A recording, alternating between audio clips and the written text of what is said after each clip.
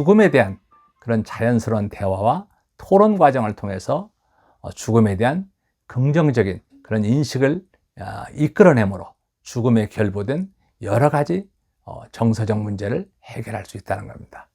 또 자살에 대한 그런 심리를 우리가 또 이해하고 예방에 도움이 된다는 거죠. 다양한 죽음에 있어서 자살은 사회적으로 큰 무리를 일으킵니다.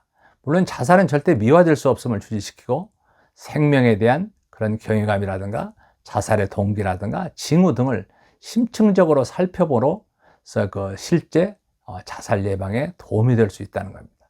또 말기 암 환자의 알 권리에 대해서 새롭게 인식할 수 있다는 겁니다. 죽음 준비 교육이 추구하는 큰 뜻은 인간의 존엄성 회복이다, 이렇게 얘기할 수 있죠. 그래서 죽음에 대한 준비를 통해서 당당하고 품위 있는 그런 생의 마무리를 하기 위한 것이죠.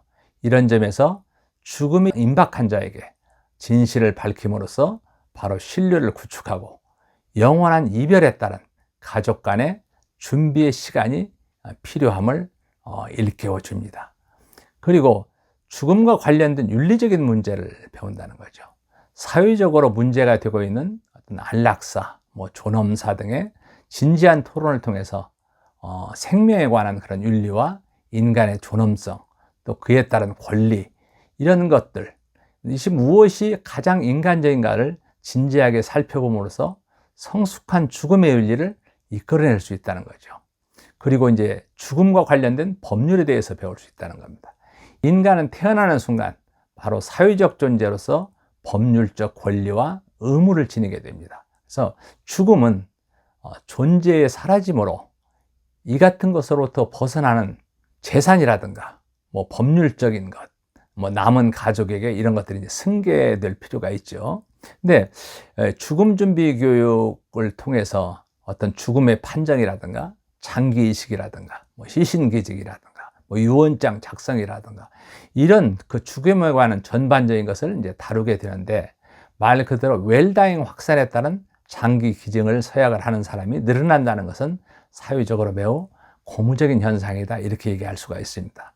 그 다음에 죽음 의례의 의미라든가 역할을 통해서 삶의 소중한 가치를 일깨울 수 있다는 거죠. 전통과 현대의 어떤 상장례 절차와 방법을 비교하고 고찰해 봄으로 인해 가지고 의례에 담긴 의미와 어떤 효의에 가족의 결속, 이런 성숙한 죽음 문화를 배울 수 있다는 거죠. 또 하나는 유한한 존재임을 인식함으로 가치관을 정립한다는 겁니다. 즉 죽음 준비 교육은 필연적으로 한 번은 죽을 수밖에 없는 그런 유일한 존재라는 것에서부터 출발하는데요.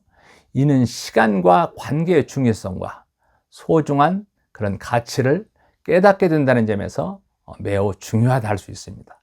죽음 준비가 곧 삶의 준비라는 것은 바로 유한한 존재임을 일찍이 인식함으로써 삶의 변화를 꾀하는 것이기 때문이라는 거죠. 또 어떤 죽음의 예술을 배운다라는 생각도 할 수 있는데요. 죽음은 문학이라든가 연극, 이런 예술 작품의 소재로 빈번하게 등장을 합니다. 이것은 예술 작품의 다양한 그런 삶의 모습을 통해서 존재의 의미를 상기케 하는 점에서 말 그대로 죽음이 등장하는 것은 지극히 당연한 것이다가 볼 수가 있습니다. 그래서 다양한 죽음의 모습을 통해서 성찰의 계기와 삶의 소중함을 배우게 되는 거죠. 그리고 죽음에 대한 그런 철학적 탐구를 통해서 긍정적인 그런 죽음관을 갖도록 하는 겁니다. 그래서 죽음은 인간의 근원적인 문제로 오래전부터 많은 철학자라든가 사상가, 이런 분들이 끊임없이 파고든 하나의 주제였다고 볼 수가 있습니다. 그 결과 죽음에 관한 다양한 의미를 우리는 접할 수가 있습니다. 그럼에도 불구하고 실제 죽음을 접해서 실증적 경험은 불가능하기 때문에 다양한 그런 철학적 사고를 바탕으로 추론을 할 뿐이라는 거죠. 그래서